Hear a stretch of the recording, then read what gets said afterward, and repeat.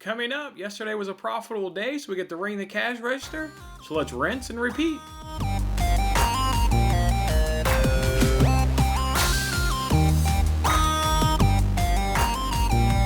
Hey, what's going on, everybody? It's Jason Mattis with Winning Bets. Thanks for hanging out with me on this episode. We've moved on into Tuesday now of this week. Let's go ahead and, of course, always recap yesterday as we always do. As you can see there, we went 4-3, put some profit in our pockets, put plus 0.54 units. That's right, feels good to start off the week with some profits. Like I said, going 4-3. We went 1-1 in soccer. We got under 2.5 in Wolves versus Liverpool. Relatively easy, like I thought. Wolves just don't give up goals, and Liverpool's been sputtering. So yeah, under 2.5 went relatively easy, as there was only one goal scored in that game. Our loss in soccer was in the Barcelona game. We took both teams to score no. Just unfortunate in that game. We got bit by another penalty. And not only was it a penalty, but man, if you guys haven't gone and see the video replay, the highlight of this clip, don't go do it. Save yourself. I did one of those fake slam the phone down when the play happened. A ball gets delivered in the box. It gets past the striker, past the defender, slipping past the keeper. And then the keeper, for whatever reason, wants to stick out his arm and, bang it against the knee and thigh there of the striker. And, of course, he goes down. I mean, nobody's faulting the striker. That's what you're coached to do in that situation. You feel any contact by any player in the box, you go down. And that's certainly what he did. And it's unacceptable for the keeper and just unnecessary by the keeper to do that. The ball had already missed everybody and was rolling through the 6-yard box. And for him just to stick that hand out and to give a penalty kick, and we lose another soccer bet due to a penalty kick, it was just heartbreaker. But it didn't ruin our night. But boy, it could have had a much better day had that penalty kick not been awarded to the opposition there. So yeah, that was our slip up there in soccer. Came through in the basketball time, went 3-2 in basketball, got a nice Hornets cover there. They were losing most of that game, and then they had a really nice fourth quarter to go ahead there and get the win, the cover, and the cash for us.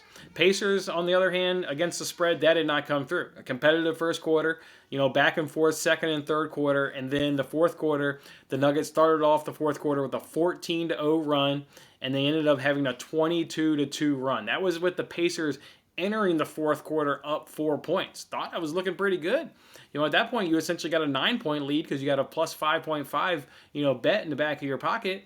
And yeah, the Pacers they didn't come out for that fourth quarter. Unreal. Yeah, you give up a 22-2 run.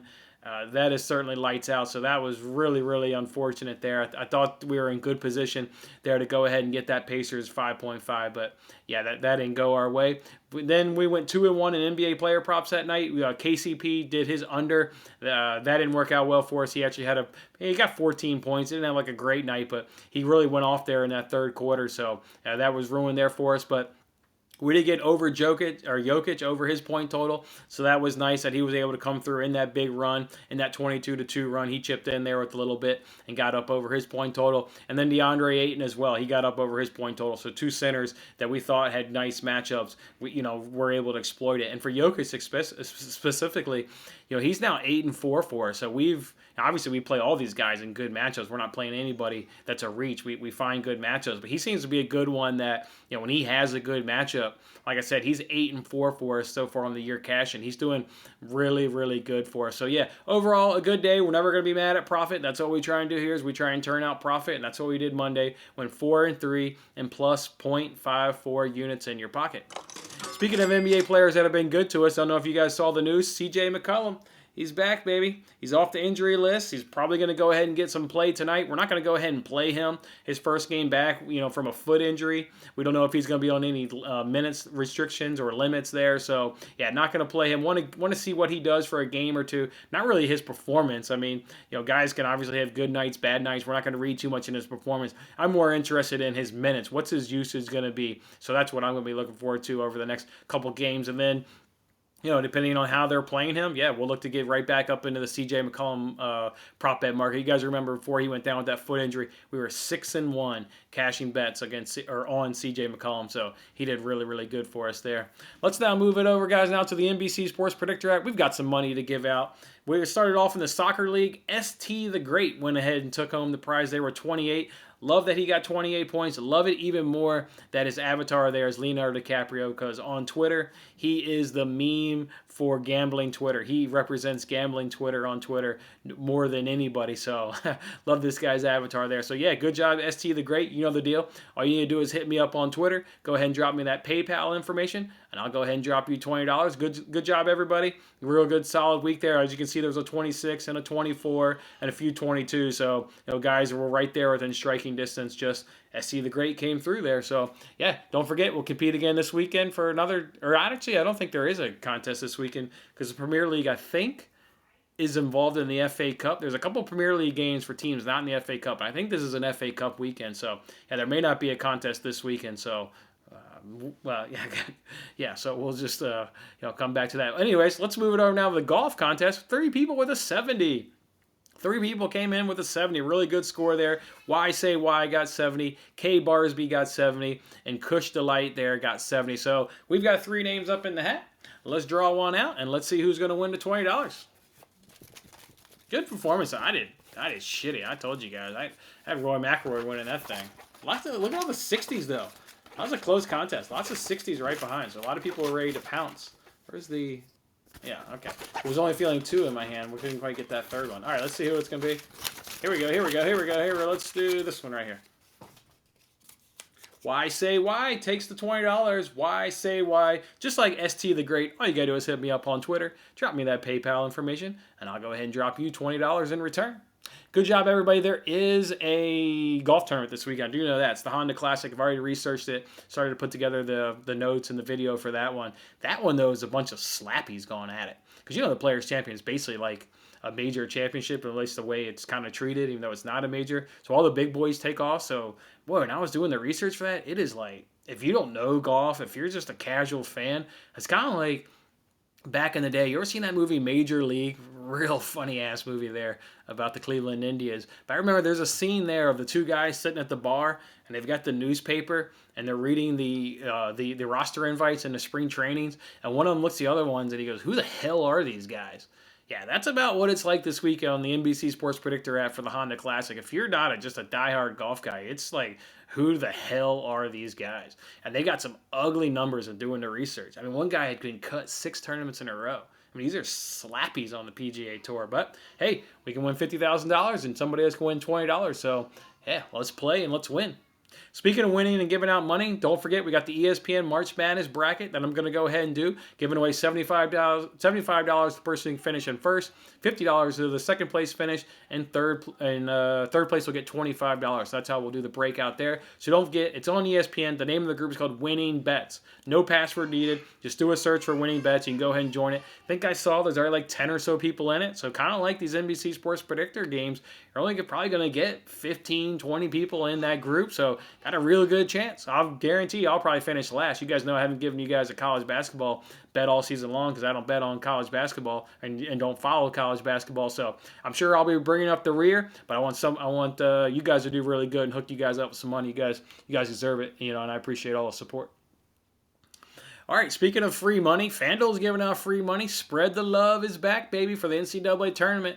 You got now Michigan State plus 62.5 points. Yeah, that is about free money as it gets. They're letting you do a max $50 bet, so you guys can win $45 on a minus 110. That'll obviously be 3 units for here on the show. So, yeah, look forward to putting 3 units in our pocket come Thursday night when Michigan State covers the Spread the Love event there on FanDuel. Don't know if you guys saw it, but DraftKings countered that same game with one of their own promotions to try and, obviously, compete with FanDuel. They've got the money line on Michigan State is at minus 132. They've got it boosted to even money, plus 100. And it's like on their homepage splash, like, oh, bet it. Here's a big trend going on. It's like, no. Everybody's going to bet FanDuel, Spread the Love, DraftKings. You can just go bye-bye with that promotion. That promotion is shit. Ain't nothing good about that promotion. All right, let's go ahead and get on into some bets today, guys. We're going to go ahead and look at that Champions League. We got Manchester City going up against Gladbach. I'm going to go and take City win to nil at -105 over DraftKings. I mean, if it ain't broken, don't fix it, right? And we got to cash this weekend betting it. We got to cash in this reverse fixture as City won 2-0 in the reverse fixture, so it cashed already. It's cashed a fair amount for us lately. I know we got a trip up there against Southampton, but City to win to nil has been a good bet. I mean, just look at the amount of clean sheets that they've got. All they do is generally win. It's the only team I trust to make this bet is Manchester City. And again, it's treated us well, so we've got no reason to keep going to it. Again, watch that first leg because, again, we had this same bet at the first leg and we got to cash. And City they dominated. They absolutely dominated. I don't think, Gladbach had one shot on target. I expect really much of the same. City to win the game and to keep a clean sheet. So it's City win to nil at -105 over at DraftKings. The other Champions League game is Real versus Atalanta. I'm not going to go ahead and bet that game because I don't think you got a good read of what these two teams are going to be able to do because of that first leg. There was an early red card, and I think maybe the 20th minute. And then, Atalanta obviously then goes into a shell. They go super defensive in that situation. They didn't get anything offensively, as you would expect. You're a man down. And Real showed that they couldn't break down a team that just got into a shell and played really defensively because they played, about 70 minutes there with a man advantage. And if I recall, they didn't get a goal to like the 87th or maybe 89th minute. I mean, it was right up, almost going to end 0-0. They got a very, very late goal, to go ahead and win that 1-0. So I just don't have a good read on that game. I don't know if both teams' score is going to work. I don't know if both teams' score plus over 2.5. I don't know which of these two teams is going to win. With that first leg kind of be ruined, by that red card. Just don't feel, just don't have a good feeling about that game and obviously not going to force it. So if you go ahead and bet Real and Atalanta, of course, I always wish you guys good luck and hope all your bets cash. Let's go ahead and look at the NBA. Man, what a kind of a bad night in the NBA. Just some bad matchups, and then when you look at individual player prop matches, not a whole lot stood out. There was a couple that stood out, but from a large scheme, there's not a lot of big advantages going on tonight. Obviously, the one big advantage you got is Zion Williamson, but his point total has kind of been ruined. There's a guy on Twitter that moves lined. He's moved it from 25 to 26.5, and then another guy bet it on Twitter that also moves lines. So now it's up to 27.5. So it's 2 points inflated than what it should be. It's almost to the point where you can almost fade Zion.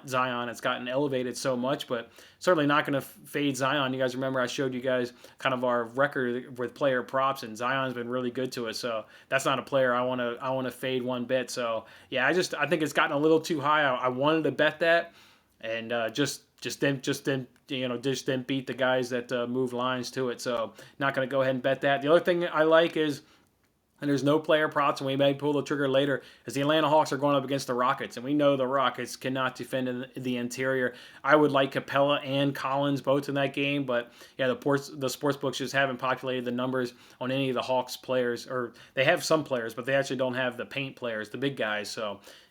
but when they do come out, I may look to do Capella or Collins in that situation. And then the other player I'm looking at is maybe Jimmy Butler. The Cavs are really struggling this year against small forwards, but haven't been able to pull the trigger on Jimmy Butler quite yet. So I want to dig into that one. There is one I found though, and it's a scoring prop on FanDuel. They do player matchups. Which players will score more points?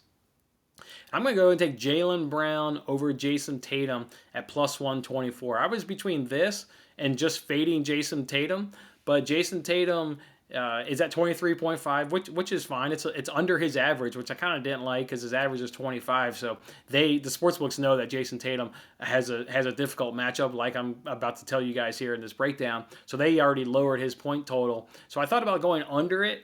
And then I found this player prop. You can get minus odds of, I think it was minus 108 if you just want to fade Tatum, or if you do the scoring prop, it's plus 124. So yeah, I love it. So if you look at the Jazz versus small forwards, which is Jason Tatum here, and their last 30, they only allowed 19.6 points on 42.8 field goal percentage. That's top 8 in the league. For the last 14, it's down to 13.6 points on 27.9 field goal percentage. That's number 1 in the league. And the last 7, the numbers say the same, but it's number 2 in the league at 13.6 points and 27.9 field goal percentage. So, yeah, Jason Tatum should absolutely struggle tonight against the Jazz. And then the Jazz versus shooting guards, which is what Jaylen Brown is, they're about average to maybe about slightly above average. So not a fantastic matchup for him in his own right. But boy, Jason Tatum should just absolutely struggle. And I like making a bet at plus money as opposed to minus 108. That's why I did this one. And these two teams played earlier this season. And Brown, to kind of go along with this, having the better of the two matchups between him and Jason Tatum, he got 10 more points than Jason Tatum did earlier on this season up against the Jazz. So I like this one right now. I'm taking Jaylen Brown to have more points than Jason Tatum at plus money at plus 124 over at FanDuel. Obviously, I mean, I think everybody has FanDuel, right? If you got DraftKings, you got FanDuel, you got all of them. If you don't, I would just fade Jason Tatum at 23.5, and that's certainly what I was considering doing. But I would take the better value and take that Jaylen Brown will have a better game at plus 124, before I go ahead and fade Jason Tatum there.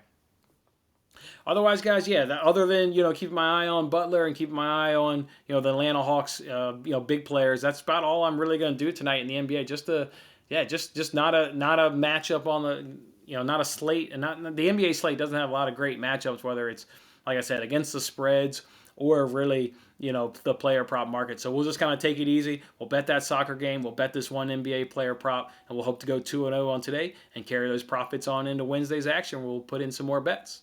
Okay, guys, enjoy your Tuesday. Hope you have a fantastic day. We'll look forward to seeing you guys back tomorrow. Have a good one. Thanks for watching this episode of Winning Bets. I'm Jason Mattis. I'll see you again when we are celebrating the wins and making more winning bets. Don't forget to like, comment, share, and subscribe for more winning bets.